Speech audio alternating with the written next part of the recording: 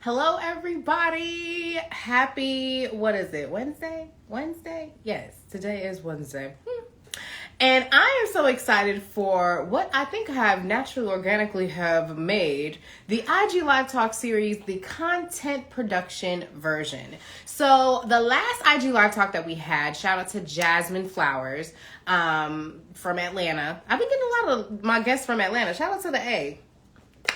And with that conversation that we had, if you missed it, we do have recaps on our page. And we also have the full video on our recap. So if you go to queensofproduction.com, go to our recap section, we will definitely have not only Jasmine Flowers, but our also special guest that we have today's interview full will be there. If you also missed it as well today, it will automatically be on our page. But, we try to make sure we have it on all platforms because I know some people be lifing.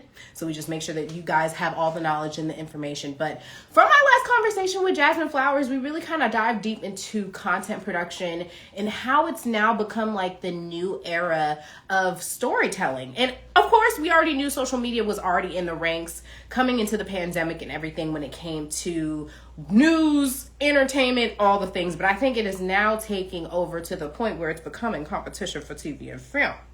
And especially things that's happening with Hollywood, I think that people are really going back to the basics and really utilizing social media as their marketing for their own independent work. And our special guest that we have today, Miss Amari K. Jones, has done just that. I am so proud of this queen because I've been able to follow her, through Queens of Production. And being able to just see her grow, and not only been able to see her as actress, dancer, but now she has captivated into the bag of the director, writer, and the full concept of a viral short film, Mechanical Pencil, which we'll dive into a little bit today. The short film that has really captivated a lot. Child, I want to say it was over when I last looked, 60K likes. A lot of views and a lot of comments and shares. So she has given some buzz. So I'm going to go ahead and get her in here and here. AI is going to be here to stay. So how we are going to be able to captivate that as storytellers, we need to be up in game. And Miss Queen, Hi. welcome, Amari. Hey, girl. Can you hear me? Listen, when we first had our conversation, we literally twins. Can we? Yeah, we are. Listen. Yeah. So you already know that the convo is about to be already a key.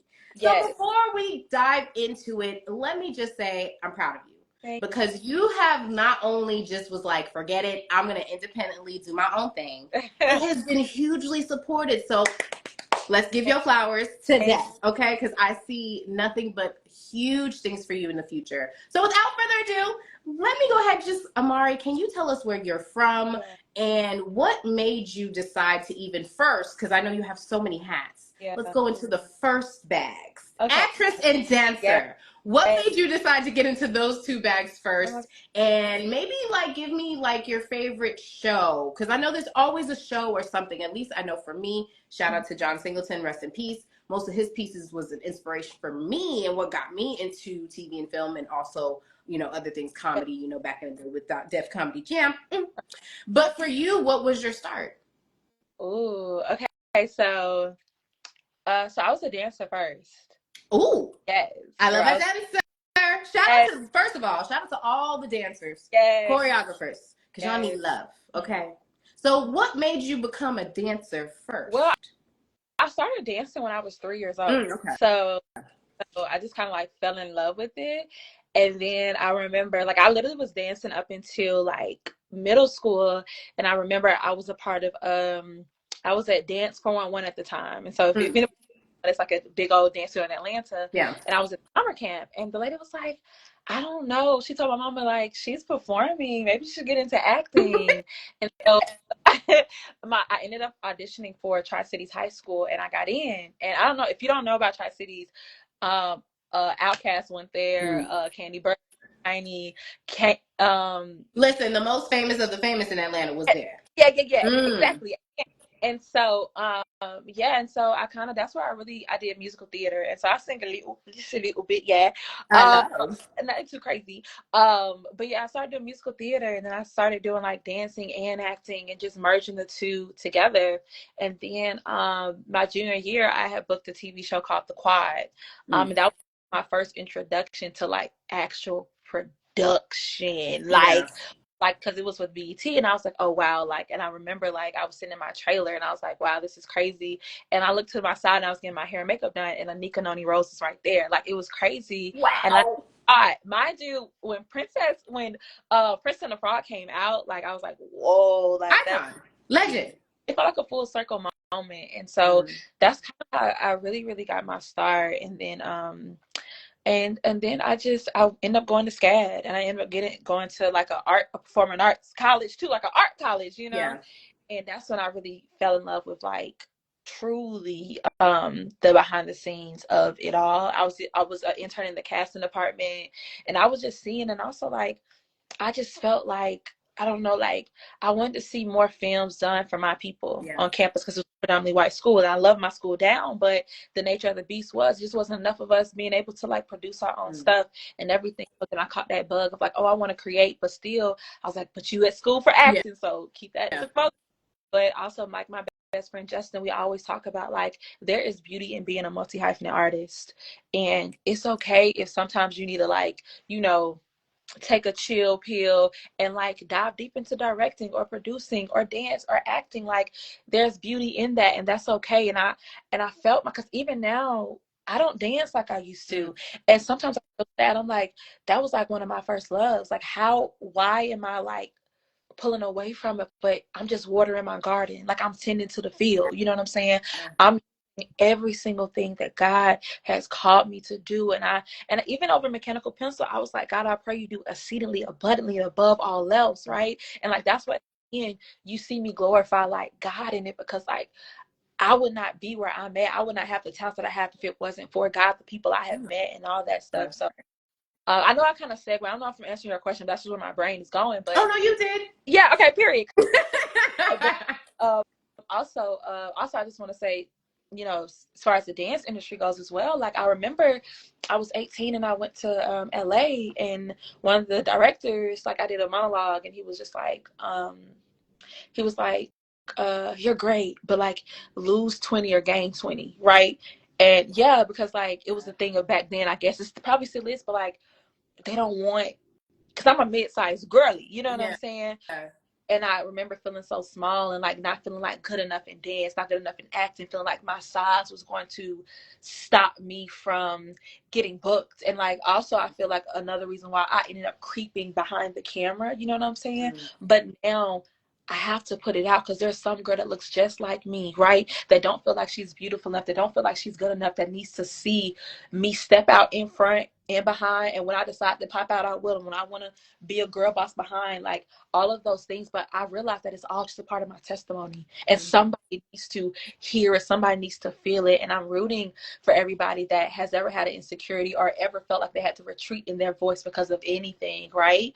And that like, it's our time to just do and just be, because there's power in that. Now as far as like what has inspired me, A Different World, Debbie Allen, all day. Like, are you kidding? Like, A Different World was really like what made me want to even write for coming of age. Because when you think about A Different World, that show was able to like not dictate but heavily influence if you went to an HBCU or not. Like that's just what it was. And then, you know, actually, if you could think about it, you kind of remind me of Debbie Allen, because she not only was an actress with fame. Okay, let's take it back. Right. If you know, you know. Yes. She was an actress and a dancer on Fame. Yes. And then she was able to not only captivate Different World, but she like was the director and also was behind the scenes as well. So you kind of like the next generation, Debbie Allen. I could say I never even thought about that. Okay, listen, if anybody in my audience can agree, I'm gonna need you to put a little heart at the bottom for me. Oh, looks like, yep, okay, yep, we agree. So I definitely could see that. But I agree with you 100% that A Different World was like a groundbreaking stamp of like, this is what an HBCU looks like, from the actors to the storylines to the topics to the locations to the clothing to the music. Like, and that's what I think has captivated us as Black Hollywood, that we always keep that mantra that if we are going to tell our stories, we have to tell it authentically, from the music, from the time you see the credits and you see the acting and you see the words and you hear the movements, you feel the movements from the beginning to the end. So do you agree that, do you feel that that's the way that you are as a storyteller? Yeah, it's kind of funny because I wish I could pull it up, but like I recently applied to go to grad school, and to go to UCLA and USC, and literally, actually, you know what? Why not? Let me find it real quick, because we love a good. Let me see. I got my computer right here. Come on, listen. My audience loves a good plot twist. You know, because like I feel like it's really important, because like I didn't even think about it, but this is what it is. Like, hold on, let me see. Let me go to my little Google Drive folder again. Yeah. Let me see. And shout out to everybody that is in our audience. Again, like I said, this is going to be our content production series. Yeah. And I love the fact that you all, or just I feel like everybody in this audience, I don't know, shout out to Justin. Justin, is Justin in here? I don't know. I can't even see if anybody's commenting or anything. Nah, I think Justin's in here. Shout out to Justin, because I follow you and you have the words. You have, oh my goodness, like your rhymes and poetry is just, I need poetry. It gives me life again. Poetry, please. Bring back poetry again. Amen. Please. Because we need to bring that back. He got some stuff. But while we pull up the Google Drive, what would be one inspirational, like, writer, director that you would say, because we'll dive into the mechanical pen, but I kind of want to throw it in there as an icebreaker. If you see, what will be another show, writer, director, that you would say kind of matches or is the resource foundation of Mechanical Pencil for you? Whoa, sister. I can't even find my thing acting up, but I'm just going. But let me see. I would say Mechanical Pencil, it's inspired by so many different things. But what really inspired it, I was watching Brown Sugar, and I don't know if you remember, she has a voiceover. Yeah.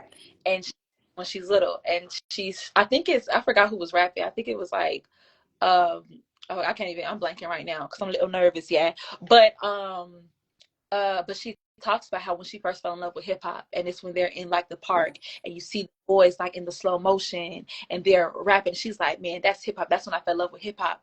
That's when the idea clicked for me. I was like, oh man, I do remember, like, it wasn't in the 90s for me, but for me, it was when I would see the guys like freestyle rapping at lunch with the mechanical pencils, and all it took was like a fist. Like, you on that's generational. Like, and that's Black. And that's art, and that's raw, and that's why even in my thing I said it's dangerous, because like that's before you even give us a studio, before you give us a stage, we end up with boys and our homegirls, and that's our stage. You know what I'm saying? And we don't even care. It's art without boundaries. Like, in this to me, it's art in its purest form. And so when I saw Brown Sugar, I was like, oh man, like what's the Brown Sugar for us? And I was like, oh, it's Mechanical Pencil, right? But then also you got to think, like you said, going back to like the Debbie Allen thing, I feel like everything that I produce, that I direct, that I write, like, it's going to have a heartbeat to it, because that's just like it gotta have a pulse. You know what I'm saying? Right. Like, that's just how, like, I can't even write, to be honest, if I don't feel it, like, in this, and I don't even know how to describe it. I think it's because of the dancer in you. I feel like you have a movement director in you. Yeah. Where it's like you have to feel it in order for it to stick. Yeah. And it's different. Most directors are different. Most directors, you gotta write, or it's the writing, or it's the cinematography that helps move along. But I love that you have that dynamic, and so for you, okay, I don't want to get into much of Mechanical Pencil because that's gonna be down the line. Let's go into your story. So for you, for SCAD, shout shout out to those that went to a predominantly white institution, because I also went to UC Davis, and I feel like those that went to those type of institutions made their own Black experience. And so for you, when you went to school, like, what was the biggest mantra that you kind of pulled away from after you finished school on campus for your Black experience? You know, it was hard for me the first 2 years because I was trying to adjust. I was trying, and I went to art school. You got to realize, like, whole different type of, you feel me? Like, so like it was hard. I went to an all Black elementary, middle, high school, so it was a culture shock, right? The microaggressions that you experience, like I've seen myself, even like if I'm in a room full of sea of white faces, I had a hard time like asserting myself, like being like, no, this is how I feel, this is what I think, you know what I'm saying? Then it wasn't until like for real, like my junior, senior year, like I really leaned into my community. And I remember, I don't know what got into the water, but Black people started coming to SCAD. I remember, like, and mind you, I had friends, of course, like Alex. Shout out to my girl Alex, who was there for me from the jump. Janelle, Shayna's, the Zays, like, and they came from HBCUs, right? But they came to grad school, right? But for the first time, I felt like, wow, like, is this what it's like to have a support system? Like, I'm getting emotional because I remember, like, feeling really, really lost, like fighting for my voice, fighting for my right to exist type of vibe, you know what I'm saying? But it felt like a breath of fresh air when, like, I was able to lean on, like wow, like, it's actually Black people and they supporting and they like me and we understand and we get it, and I found my family. And so even then, like, we did like a Black SCAD photo shoot, right, at the end. Yeah. I remember just saying, like, in the caption, I think I said something like, to Black SCAD that's coming, that's already there, that's coming afterwards, who will be coming, like, I'm here, please reach out to us, because I know how hard it is to feel like you don't belong in, like, you know, a space. Like, it's hard going to PWI, and I feel like even now my mantra is, because even in SCAD, you got to find a way to make one. Like, sometimes, like, the white kid's not trying to cast you in the stuff, or, you know, whatever that is, but you, that's Clark Atlanta, find a way to make one. You know what I'm saying? Right. But that's what it is, right? And so I feel like even, like, I have such a deep community within Atlanta, and I'm able to lean on them. Like you said, shout out to the Justins, the Michael Basiles, the Desans, the Cross Vision, the Palmer Williams. Like I'm nothing without God, and I'm nothing without my community. Like, seriously, like, half of those people I've known Justin since elementary school. I've known Michael. Listen, and you know what, Keith? It's hard to find. Okay, when you have somebody, you better hold on to them. Okay. Yeah, and I feel like you really gotta lean on your community to get this stuff done. Me and Justin say it all the time, like, you need your community. I would not be able to do nothing without God and nothing without my community. Like, that's it. Like, and also, like, and I was talking to, like, me and Crosby talking on the phone, like, every single day since Mechanical Pencil dropped, but it really is real. Like, lean into your community. Like, Hollywood is gonna do what they do, and that's okay. And I remember feeling like I can't be no writer. But Cross told me, I've been writing all my life. You can't fake a lived experience. This is authenticity. Like, nobody can write how it is to be a Black girl from Atlanta and with her Atlanta friends creating. Facts. You can't replicate that. You can try. They try. They try, but it's something in the water in Atlanta, and I'm telling you, yeah, that's all I'm saying. Walking they trap. Let me tell you something, trailblazer in the making, if not already, okay? Listen, take notes. So let's dive into, let's get into the moment now that you have become an actress. You said that you did your first show. And so after you wrapped, what got you into the point of, okay, now I'm getting into the actress bag, and we're now going to go behind the scenes more, and let's talk about the Mechanical Pencil. Yeah. Like, where does this come into play of your director-writer bag? You know, let me tell you, sister, like, okay, Mechanical Pencil is such a, like, crazy thing, because, like, I really wrote it as a one-off. You feel me? Like, I didn't realize, literally, like, what you see is what it was for me. You know what I'm saying? was me trying to flex my muscle, me trying to find my voice on set. You know what I'm saying? Me being able to communicate, me talking to Palmer and Cross and the editing phase and everything, right? Yeah. And I just knew like I'm just passionate about it. And it was just, and one thing I say, if an idea won't let me sleep, it's gonna have to come out. Period. Like there is no excuse, like, because I gotta go to sleep at some point. You know what I'm saying? Yeah. Like, but yeah, I wrote it as a one-off, and then it wasn't until like I'm looking at the comments and people DMing me, I'm like, what? This is crazy. And so like I feel like Mechanical Pencil is like my awkward black girl before it turns into Insecure. You feel me? Like, you know, Yes! like Wow. it's the Quintas or a large before she got to Abbott. Like I feel like Mechanical Pencil is just my luncheon pad for me to continue to on a smaller, bigger scale, like try new things, grow, not being policed by like what before, like nobody telling me what I can and cannot do, what I can and cannot write, to push the boundaries, continue to meet other artists, to continue to collaborate with the likes of Justin and the Hurricanes and the Destiny Knox and the like all of these people, even from the people that were my stars to the people that were my extras, they talented too. The Kaylin Marys, the Ethans, like the Tiffany's, like the Mayas, like they all of them, everybody in that room were multi-hyphenate artists, and they were just there in a project. Like I'm not lying to you, like, and so now like there will be some more Mechanical Pencils dropping. You So, heard it? quick question. Before you decided to drop it, I know, of course, for my Yeah. people out there, we always get into the spectrums of like, I want to be able to pitch this to a network. I want to be able to get like the big bag. And as we see in Hollywood, some things have changed. Yeah. So, for you, what made you decide to just be like, forget it, I'm gonna post it independently on my own, especially with the environment that's going on economically, socially for those on the production side? Was you thinking about the Mechanical Pencil potentially getting pitched to a bigger network, or was it already just we were going to do this as independently from the beginning to the end? We was just going to do Mechanical Pencil independently from the beginning to the end. I didn't even think about like really pitching it for real, because I got other stories. I got other things in my arsenal. You know what I'm saying? I got other stories to tell. You know what I'm saying?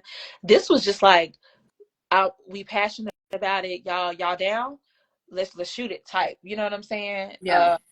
But I'm walking in the season where like for me it don't gotta make sense. I'm not really waiting for, not for real for Hollywood to be like, oh, here's some money. Like I'm waiting on God. I'm on assignment, right? I want to move on God's time, and I want to work with the people that God wants me to work with. Like for me, like it don't gotta make sense, right? And that's how I gotta walk by faith and not by sight, right? Because I feel like it's so easy to get into like the technicalities, you know, for me personally, in my opinion. But like I remember Justin told me, like for me, my DNA is God. My DNA is Jesus Christ. You know what I'm saying? My Lord and Savior. So for me, like, yes, it would be great if like they're like, oh, da, da, da, but at the same time, like I'm already rich. I know who my daddy is. I know whose I am. So all my projects will have a sprinkle of like for real God and stuff. But I know that for me, like God greenlights my projects. And when it's time for it to go to a streaming service, it will be because God ordered it and it's ordained. But right now, I'm putting the work, and that's just what it is. Yeah. Wow. Listen, if my people in the audience did not get all them gems, you is missing it. Well, I mean, you can still get it when we have the full video, but you'll be able to get it in real time. So going into the production, how was the first day of the shoot? What were your nerves? What was your emotions going into it? And how did your tribe support you through the process? Yeah, I was stressful. I was stressed. Yeah, Just because that usually tends to happen when you on set the first day. like, oh, it was smooth sailing. It was not smooth sailing. You feel me? Like from like it was just not smooth sailing. You know? For my actors and crew, like it was smooth sailing for them, but because like I'm wearing so many different hats, I'm trying to talk to, you know, Palmer and, you know, like just get everything together and just everything. That's for me also because like I've done a lot of dance productions, right? But it's when you got to deal with like your gaffers and sound and getting everybody mic'd up and doing multiple takes and making sure that we on schedule, because sometimes, you know, your ID in your ear, like, you know what I'm saying? And Listen, be different. you know.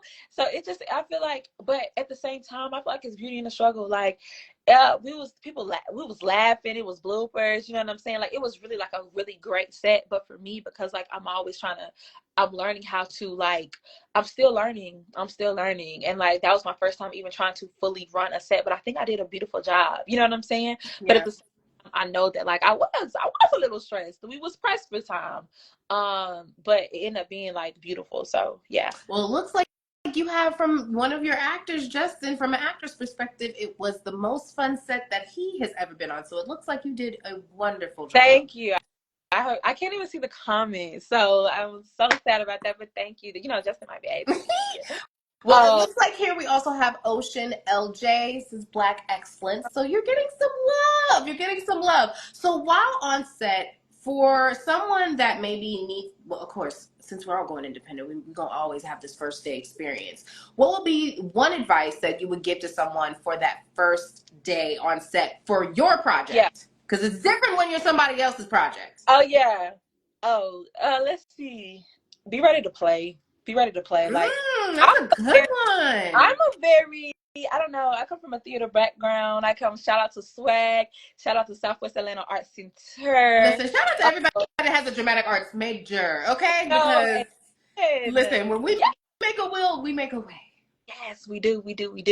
But yeah, just be ready to play. Like, I write my script, but me and Justin say it all the time, we speak in draft. And even on set, I'm in draft mode still, because there's something, once again, you can't fake authenticity. Like, I might write it this way, but if you in that moment, you know what I'm saying? And something comes out, I'm cool, but be ready to play. And I remember we did this thing. First of all, we prayed before, you know, we went into, you know, everything. Right. Also, like, the energy. you know, we up and we did this. We passed the pulse. I don't know if you know what pass the pulse is, but it's like everybody hold hands and you squeeze each other's hands, right? And it's called getting on the one, right?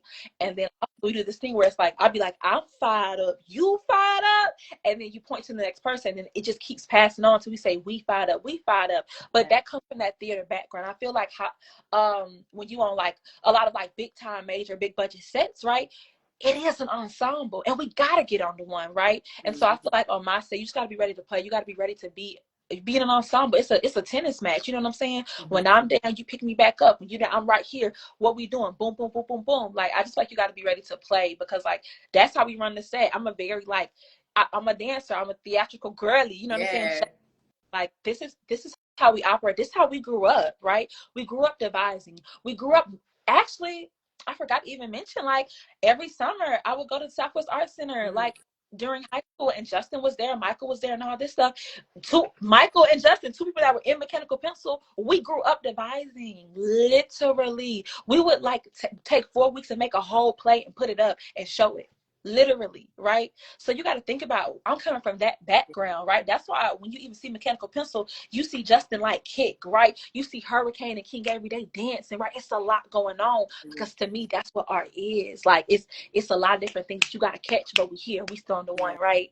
So yeah, I hope I answered your question. No, it did. And I think from my perspective, like, having so much experience on set, like, there was shows that were fun. Shout out to Bring It, shout out to the Hype and Legendary. But even on Legendary, like, unfortunately, there was moments where it felt so like politics. And I feel like Hollywood, or just in general currently with production, they don't know how to have fun anymore. They don't know how to have fun anymore. Like, when do we need, like, I don't even think the last time I had swag from a show. Okay, I really seriously don't. Like, I don't even think the last time I went to a rap party for real, like, for real.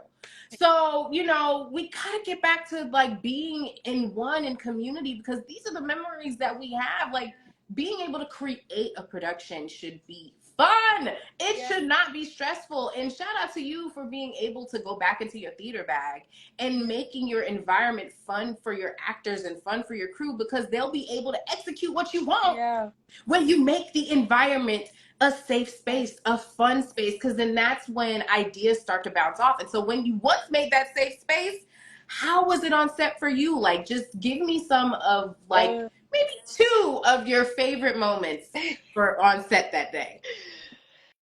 Let's see. Well, my favorite moment was like we had raps, but then we did that thing. I need a pencil.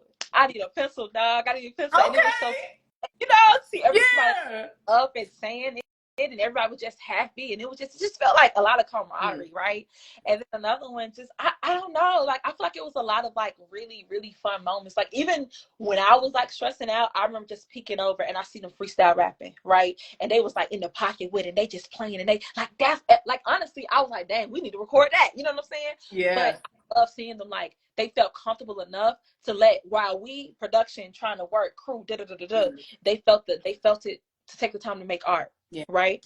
Whether they knew it or not, that's what they were doing, and they needed each other. And I love seeing that afterwards. Some of the actors that didn't know each other, they following each other, they connecting, they using each other for this, they posting each other, they supporting. Like to me, that's what it's about when you come on that set, right? Yeah. Like yes, we're in service of the project, we're also in service of each other. Like we're like one body. We can't move without each other. We in Atlanta right now. Y'all better network. Y'all better use each other. Y'all better get to know each other a little bit more. And I just felt like afterwards we really became like a true family. And I've seen people come out of their shells since then and have new goals and reassessing and realigning. And if you can find, a new sense of purpose just from being on the set, I think that's beautiful. And I think we knocked out two birds with one stone, honestly.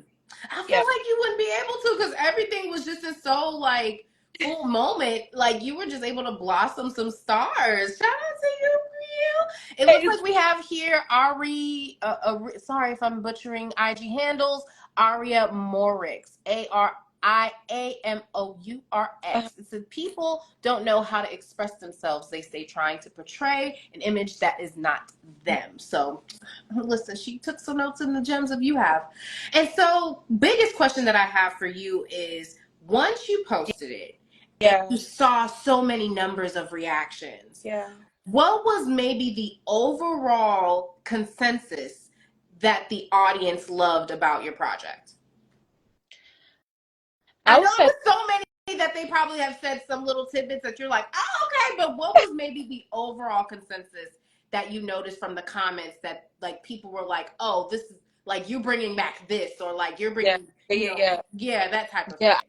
I would say the overall consensus was like I saw a lot of people saying like, "Wow, this is nostalgic," but wow, there was like, "Oh, but this is new." Wait, you Yeah, know what I'm saying? It was just like, wow, yeah. how were you able to play with like the bridge between then and now? And I knew that we had did our job because that was the goal. You Mm-hmm. know what I'm saying? But like, be like, dang, this remind me of high school. Dang, like how was you? Like, you know what I'm saying? Like all of those different things. Seeing people pull out certain their favorite like bars and lines and Yeah. stuff. Seeing people go and follow all the other talent just because they want to see more. You know what I'm saying? Mm-hmm.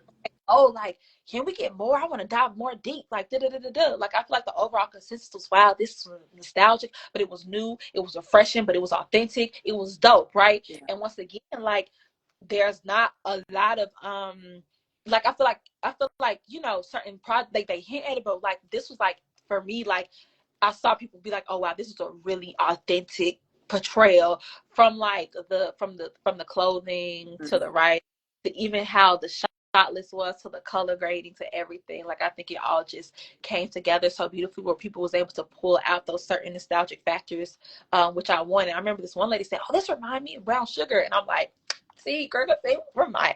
I was inspired by Brown Sugar, Yeah. but yeah, I think those are like one of the biggest things, and a lot of my work, like it does, pay homage to, like 90s.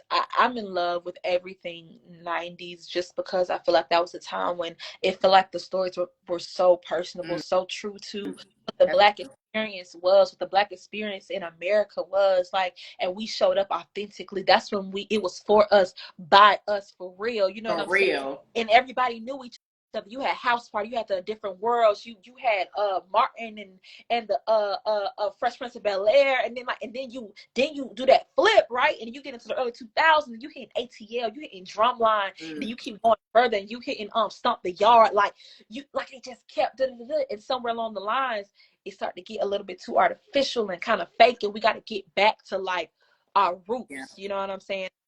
That's what I hope to and what I will be bringing back. So yeah. Wow. Yeah. And honestly, I would say for Mechanical Pencil, I can see it kicking off to being a series. And so icebreaker time. For Mechanical Pencil, if you were to break it off into a series, how would it look like? Yeah, I can't even. Can't me. But just know, heavy on in the log line, I say that a group of detention regulars turned their punishment into a creative playground. Emphasis on creative playground. That means anything can happen. That means I will be pushing the boundaries in the next one, and that means don't get too comfortable. Oh, yeah. Wow. Oh my gosh, I feel like we just got an exclusive over here at Queens of Production.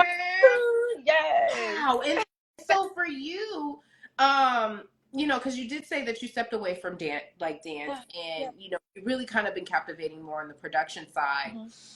I feel like Mechanical Pencil, though, there is some type of dance and movement in there. So do you feel like you'll ever go back to the dancing bag again? Do you feel like you'll be able to maybe captivate that dream?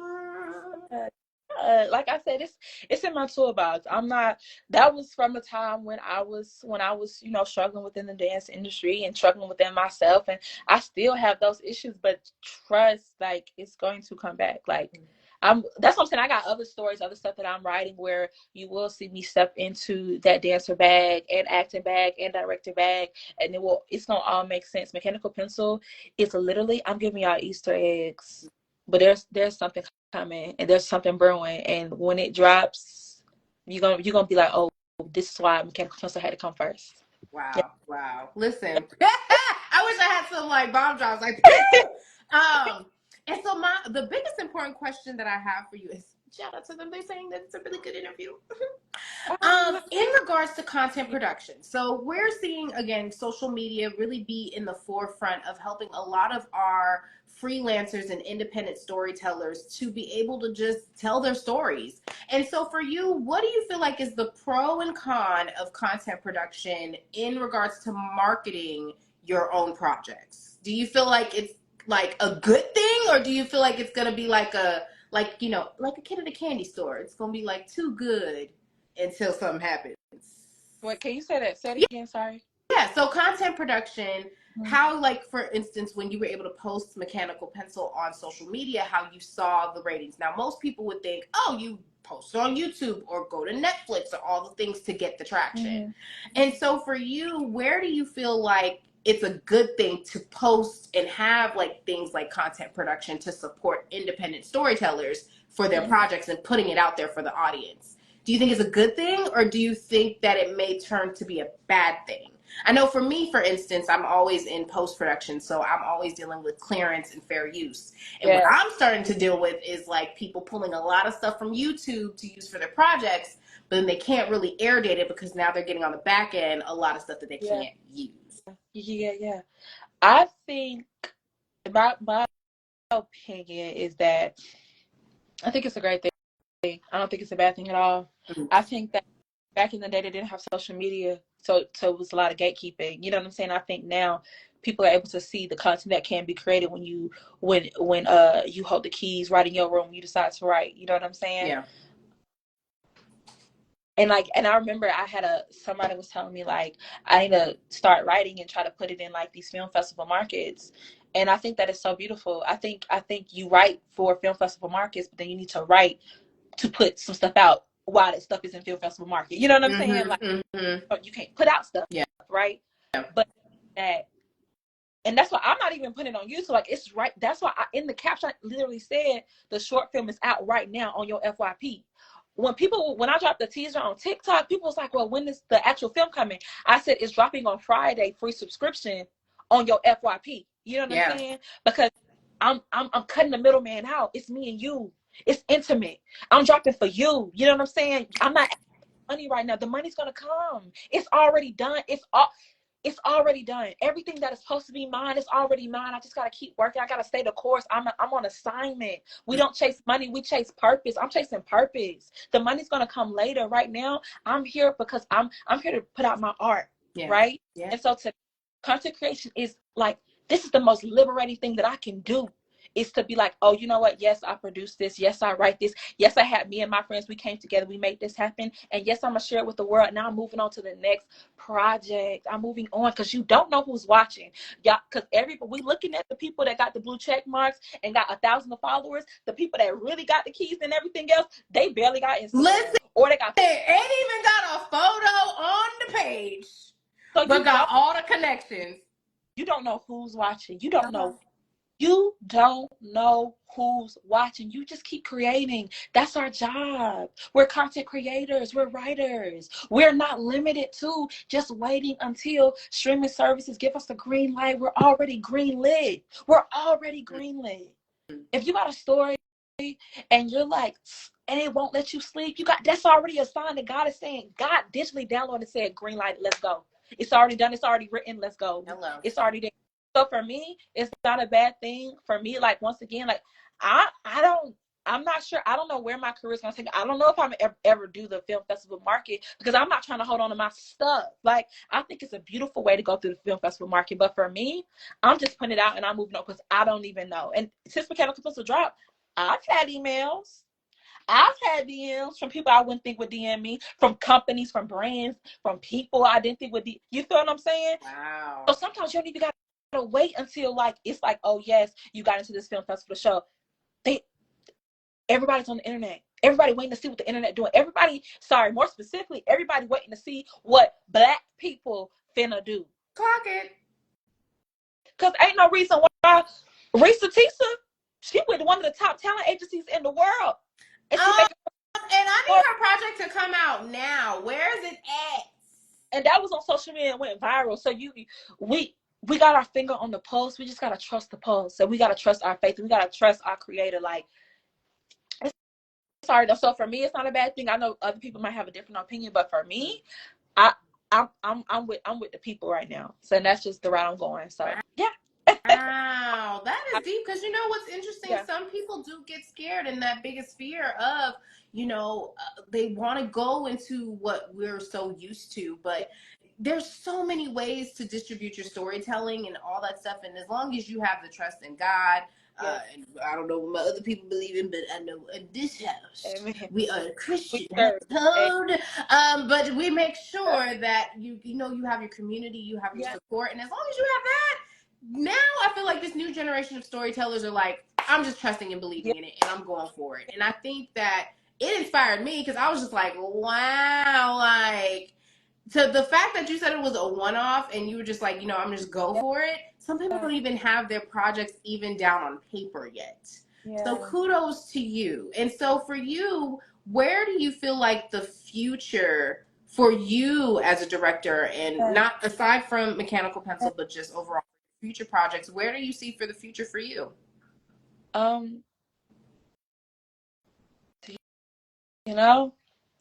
mean, I genuinely see myself producing and directing and acting, starring, and everything else in movies and TV shows. And I also want to create my own production company one day, literally, and help bridge that. Because this means nothing if I don't look back and reach back and help some people out. So I feel like that's for me. I feel like I am going that John Singleton, that Tyler Perry, that Spike Lee, that Issa Rae. I think that's the trajectory for me, and I'll be able to be one of the pioneers for the next 10, 20 years of filmmaking, and I'm able to pass it down to some other people. So yeah. Wow. And so I'd say, for my last question for you, if you were to tell your younger self at this moment in your life, what would be the one affirmation that you would tell your younger self today? Wow, that's so good. That's good. Oh, no, we'll get you in a good question. Clock it. Oh, well, I would tell my younger self that I would tell her that you are beautiful, that your mind is beautiful. I would tell her to trust her gut. I would tell her to keep dancing. I would tell her to keep God at the center. And I would tell her that, like, I would tell her to just create, and create without bounds, create and don't be scared, create with all the no's, create regardless. And yeah, I would just tell her that like it's worth it. And yeah, you got me, girl.